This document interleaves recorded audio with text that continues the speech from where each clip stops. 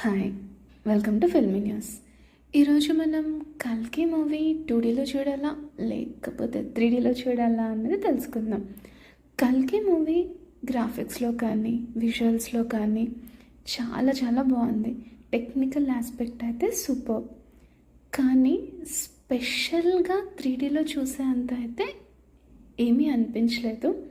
2Dలో చూస్తే మీకు ఎటువంటి ఫీల్ అయితే కలుగుతుందో 3Dలో ఆల్మోస్ట్ సిమిలర్.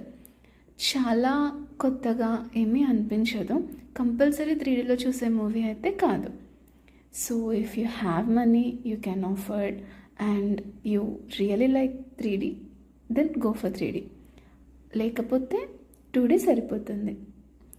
అండ్ స్పెట్స్ ఉన్న వాళ్ళైతే నా సజెషన్ కంపల్సరీ 2Dలోనే చూడండి.